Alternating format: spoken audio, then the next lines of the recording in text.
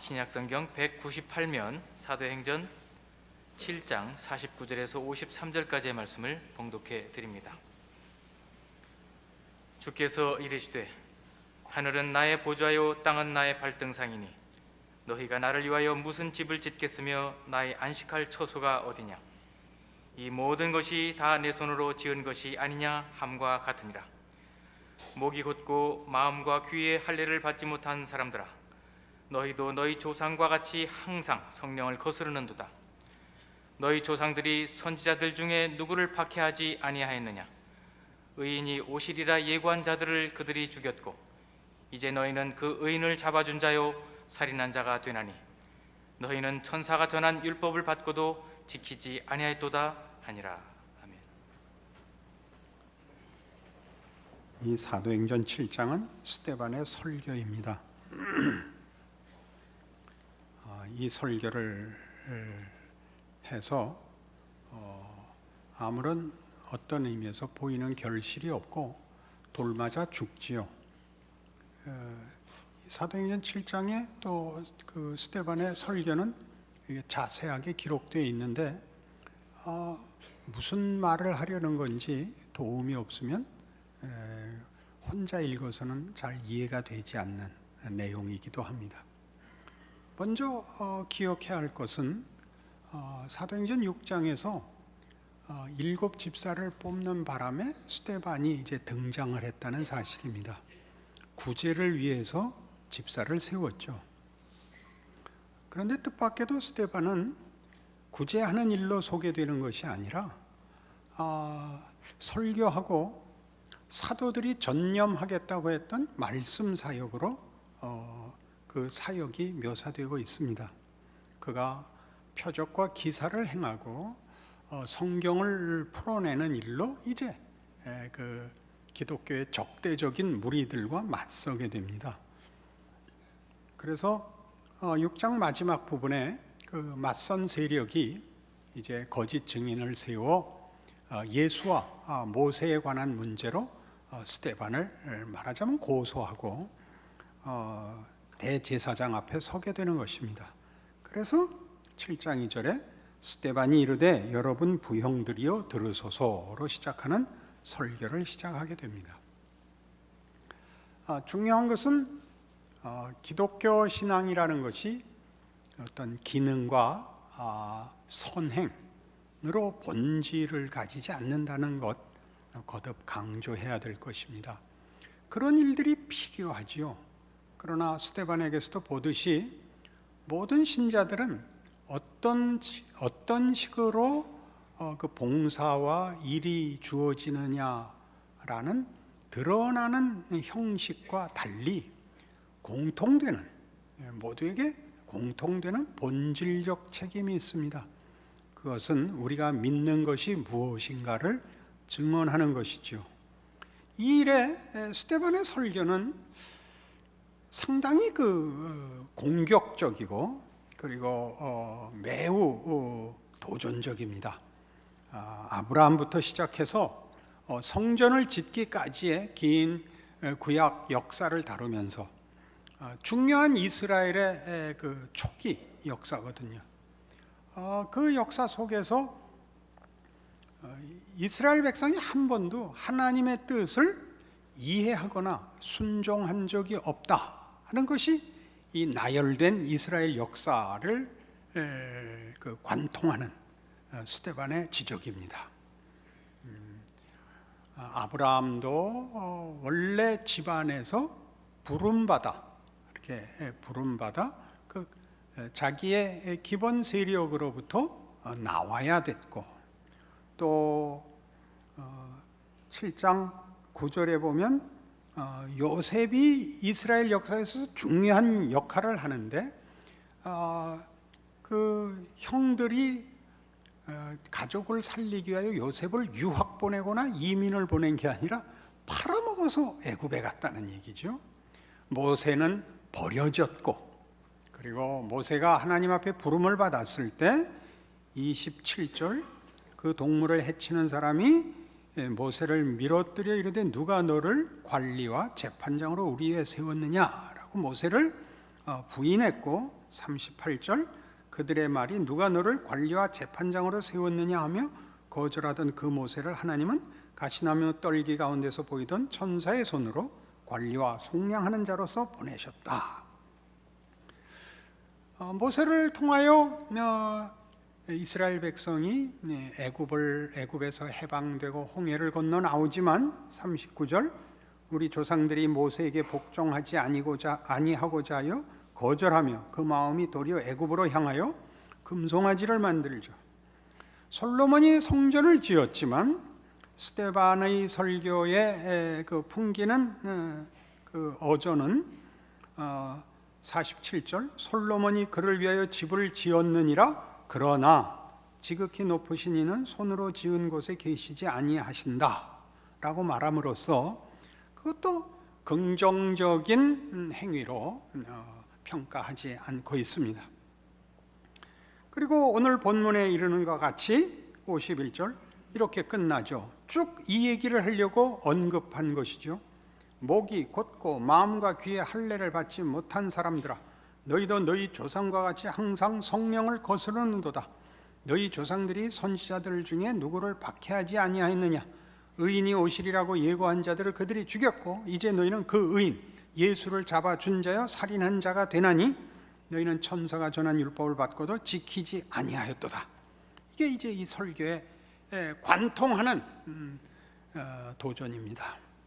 그래서 그들이 이 말을 듣고 마음에 찔려 그를 향하여 이를 갈거늘 스데반이 성령 충만하여 하늘을 우러러 주목하여 하나님의 영광과 및 예수께서 하나님 우편에 서신 것을 보고 말하되 보라 하늘이 열리고 인자가 하나님 우편에 서신 것을 보노라 한데 그들이 큰 소리를 지르며 귀를 막고 일제히 그에게 달려들어 성 밖으로 내치고 돌로 칠세 증인들이 옷을 벗어 사울이라 하는 청년 발 앞에 두니라. 이렇게 되죠. 잘못 읽으면 그래서 분개하게 되죠. 스데반의 순교, 그 비장함, 충성, 그 못난 유대인들 이렇게 쉽게 가죠. 전혀 그런 목적으로 이 설교가 지금 선포되고 있지 않습니다. 아까도 얘기했듯이 7장 2절에 여러분 부형들이여 들으소서로 시작해서 60절 무릎을 꿇고 크게 불러 이르되 주여 이 죄를 그들에게 돌리지 마옵소서 이 말을 하고 자니라 이렇게 끝납니다. 전혀 심판하거나 저주하거나 책망하는 것이 아닙니다.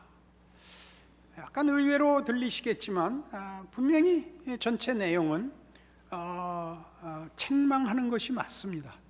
그러나 그 책망은 다만 왜 이것도 모르느냐 이 바보들아 하는 식의 분노가 전혀 아닙니다. 이 사도행전 7장에 나오는 스데반의 설교의 내용을 시편 105편에 가면 시편 기자는 전혀 다른 시각을 가지고 동일한 내용을 다루는데 한번 비교해 볼 필요가 있습니다.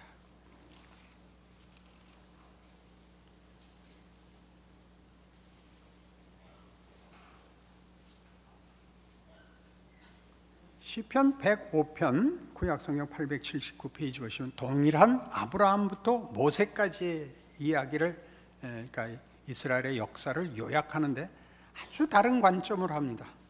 여호와께 감사하고 그의 이름을 불러 아뢰며 그가 하는 일을 만민 중에 알게 할지어다. 그에게 노래하며 그를 찬양하며 그의 모든 기이한 일들을 말할지어다. 그의 거룩한 이름을 자랑하라. 여호와를 구하는 자들은 마음이 즐거울지로다. 여호와와 그의 능력을 구할지어다. 그의 얼굴을 항상 구할지어다. 그의 종 아브라함의 후손 곧 택하신 야곱의 자손 너희는 그가 행하신 기적과 그의 이적과 그의 입의 판단을 기억할지어다. 그는 여호와 우리 하나님이시라. 그의 판단이 온 땅에 있도다. 그는 그의 언약 곧 천대에 걸쳐 명령하신 말씀을 영원히 기억하셨으니 이것은 아브라함과 맺은 언약이고 이삭에게 하신 맹세이며 야곱에게 세우신 율례 곧 이스라엘에게 하신 영원한 언약이라. 이르시기를 내가 가나안 땅을 네게 주어 너희에게 할당된 소유가 되게 하리라 하셨도다. 그때 그들의 사람 수가 적어 그 땅에 나그네가 되었고 이 족속에게서 저 족속에게로 이 나라에서 다른 민족에게로 떠돌아다녔도다. 그러나 그는 사람이 그들을 억압하는 것을 용납하지 아니하시고 그들로 말미암아 왕도를 꾸짖어 이르시기를 나의 기름 부은 자를 손대지 말며 나의 선지자들을 해하지 말라 하셨도다. 아브라함이 애굽에 내려와서 사라를 부인을 누이라 그랬다 뺏겼을 때 하나님이 개입하셔서 그 바로를 혼내시고 돌려보내셨으며, 이삭 때에도 이삭이 자기 아내를 누이라 하고 아비멜렉에게 뺏겼다가 하나님이 개입해서 돌려준 그 일을 말합니다. 이르시기를 나의 기름 부은 자를 손대지 말며 나의 선지자들을 해하지 말라 하셨도다. 그가 또 그 땅에 기근이 들게 하사 그들이 의지하고 있는 양식을 다 끊으셨도다. 그가 한 사람을 앞서 보내셨으며 요셉이 종으로 팔렸도다. 아까 사도행전에서는 요셉 얘기가 뭘로 나왔죠? 형들이 팔아먹은 것으로 그들의 반역, 무지의 그 인간적인 시샘으로 되어 있지만 여기는 하나님이 보내신 것으로 되어 있습니다. 그리고 모세가 일어납니다. 어디쯤 나올까요? 25절 보시면 또 그 대적들의 마음이 변하게 하여 그의 백성을 미워하게 하시며 그의 종들에게 교활하게 행하게 하셨도다. 그리하여 그는 그의 종 모세와 그의 택하신 아론을 보내십니다. 그리고 10가지 재앙이 나열되어 있습니다. 출애굽이 기록되어 있고 구름 기둥, 불 기둥과 만나와 메추라기와 반석에서 나온 물을 먹은 사건이 끝까지 기록됩니다. 이게 시편 105편입니다. 스데반의 설교는 동일한 것을 뭘로 봤죠? 인간의 미련함, 무지, 거절, 반역으로 보았죠. 같은 사건을 시편 105편은 하나님의 약속과 그 약속을 지키시는 그의 신실하심과 그의 능력으로 보고 있죠. 그럼 스데반의 설교에서 지금 직면하고 있는 그로 인한 순교는 뭘까요?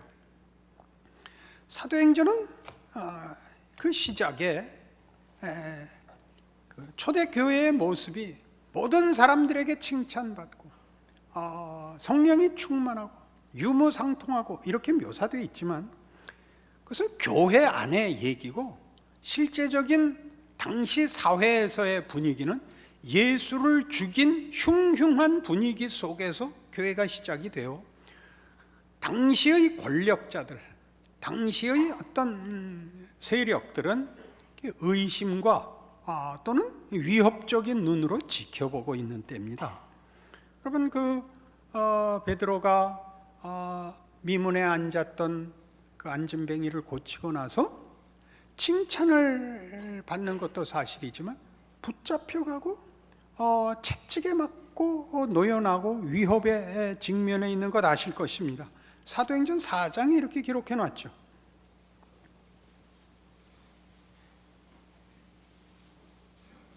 사도행전 4장 23절, 사도들이 노임에 그 동료에게 가서 제사장들과 장로들의 말을 다 알리니 그들이 듣고 한 마음으로 하나님께 소리를 높이 이르되 대주제요 천지와 바다와 그 가운데 만물을 지은 이시요 또 주의 종 우리 조상 다윗의 입을 통하여 성령으로 말씀하시기를 어찌하여 열방이 분노하며 족속들이 허사를 경영하였는고 세상의 군왕들이 나서며 관리들이 함께 모여 주와 그의 그리스도를 대적하도다 하시니로소이다. 과연 헤롯과 본디오 빌라도는 이방인과 이스라엘 백성과 합세하여 하나님께서 기름 부으신 거룩한 종 예수를 거슬러 하나님의 권능과 뜻대로 이루려고 행하신 그것을 행하려고 이 성에 모였나이다. 이게 무슨 뜻이에요? 스데반의 설교에서 나오는 인류의 반항, 거부와 하나님의 신실하신 약속과 그 일을 이루시는 능력, 그 대조 속에서 누가 이기더라는 거죠? 하나님이 이기더라는 것입니다. 하나님이 그 뜻을 포기하지도 않으시고 방해받지도 않으시더라는 것입니다. 그러면 그 일이 세상에 반대하는 세력을 보이게 쳐부으셔 굴복시켜 일을 하시던 그것도 아니더라는 거죠.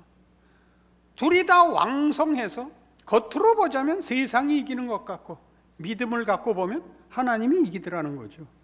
그 사이에 뭐가 있죠? 그 둘을 묶기 위해서 순교가 있죠. 세상은 우리를 죽일 힘을 아직 가지고 있습니다.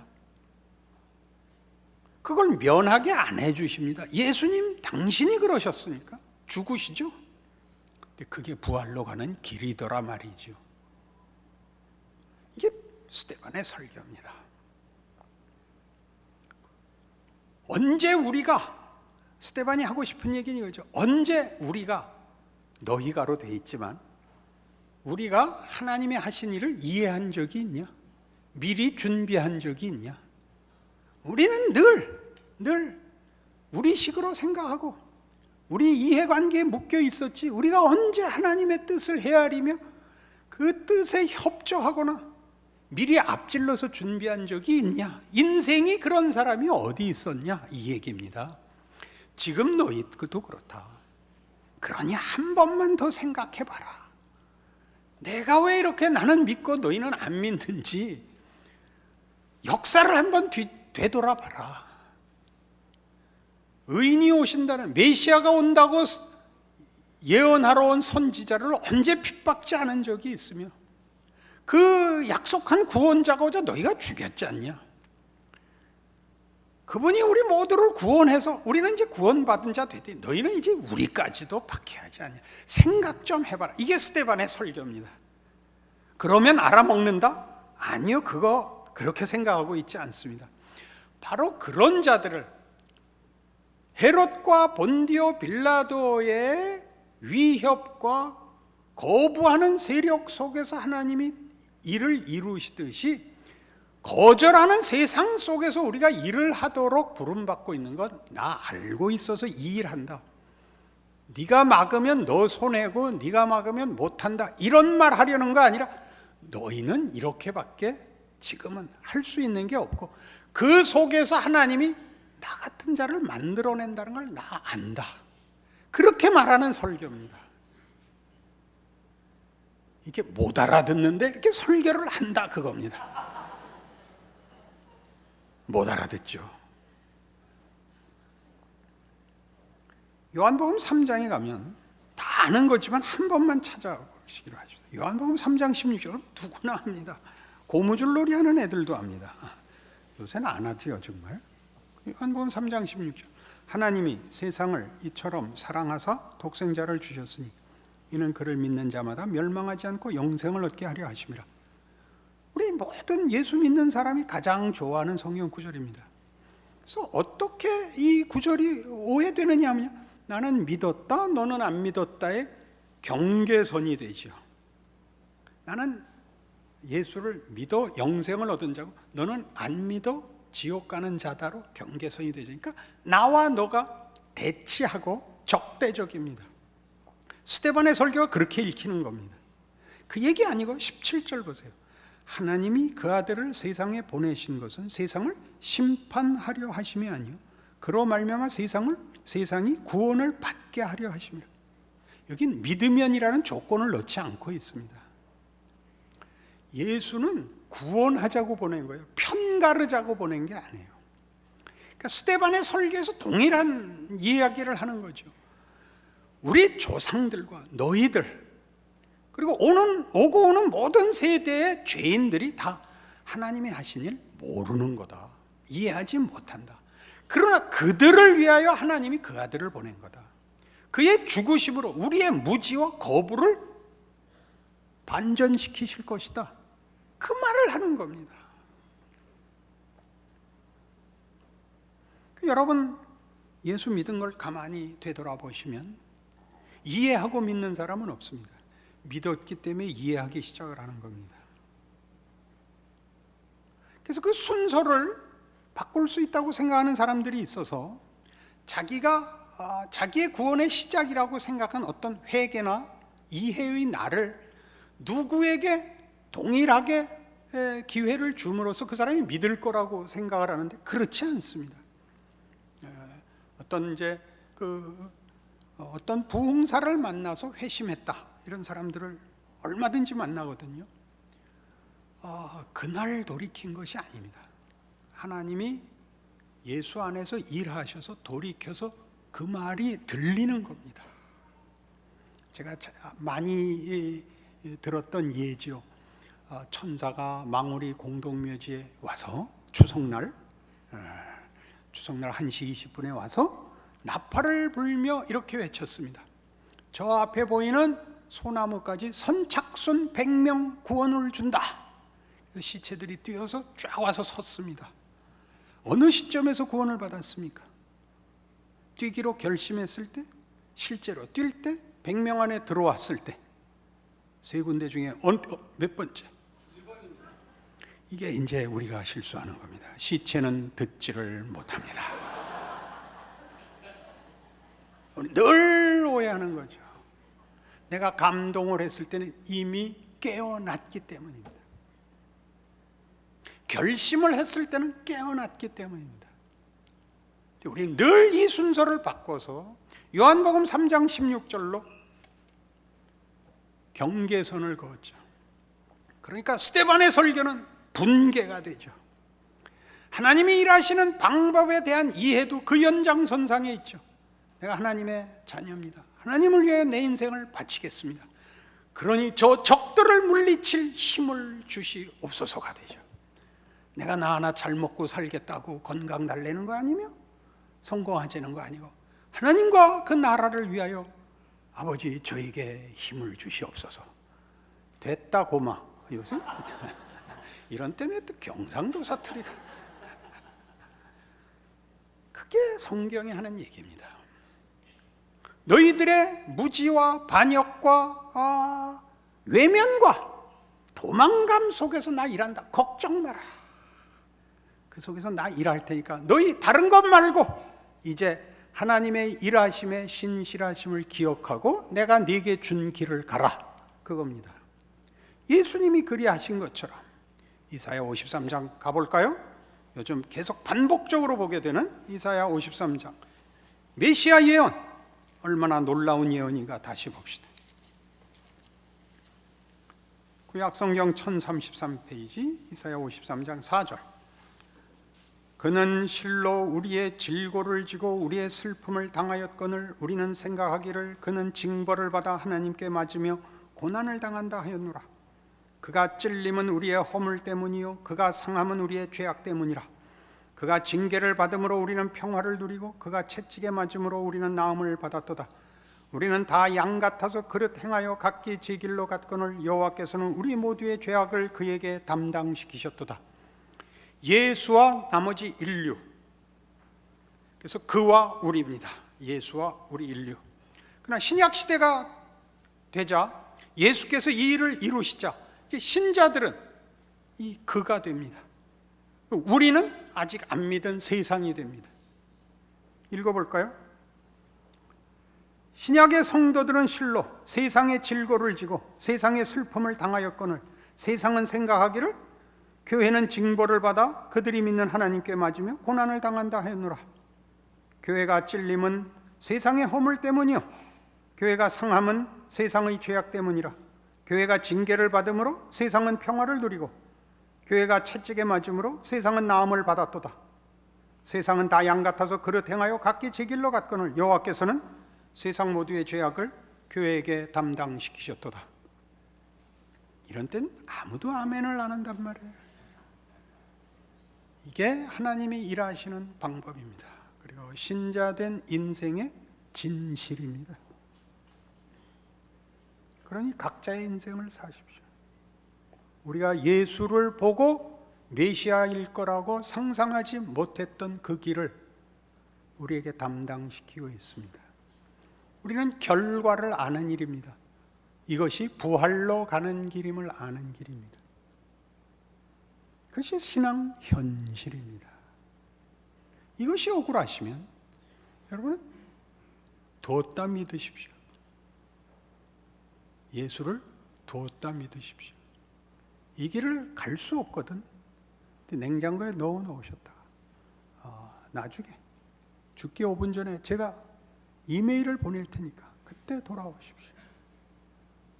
지금 믿으셨거든. 그 인생을 사십시오. 예수님이 걸으신 길, 그 하나님이 기뻐하시는 길, 그 영광과 영생과 신비와 기적으로 찬 길을 걸으십시오. 세상이 줄 수 없는 길이며 세상에 거짓된 것과 다른 길입니다. 그 길을 걷기로 하셨으면 더 이상 나와 너를 구별하고 하나님 앞에 힘을 받아 세상을 무릎 꿇려서 이겨 증명하는 길을 요구하지 마십시오. 세상에 맞아 십자가에 죽는 길을 가시고, 아버지여 저들을 사하소서, 저들이 자기가 하는 일을 알지 못하나이다 말하지 말고 속으로 하십시오. 기도하십시다. 하나님 아버지의 은혜를 감사합니다. 우리의 가는 길에 신비와 기적과 하나님의 크고 크신 뜻을 확인했습니다. 우리가 두려워하는 것은 무엇일까요? 세상이지요. 세상이 무서운 이유는 믿음이 없기 때문이지요. 하나님이 누구신지, 예수 안에서 우리를 부르셨다는 게 무엇인지 다 모르는 것이지요. 알게 하옵소서. 세상이 제시한 거짓된 것과 비교할 수 없는 하나님의 자녀로 사는 명예와 능력과 자랑과 영광을 누리게 하시옵소서. 우리의 입술에서 한숨과 눈물을 거두시고 찬송과 자랑을 가지게 하옵소서. 세상의 도전 앞에 스데반이 그랬던 것처럼, 아니 예수님이 그리하셨던 것처럼 묵묵히 설 수 있게 하여 주시옵소서. 예수님 이름으로 기도합니다.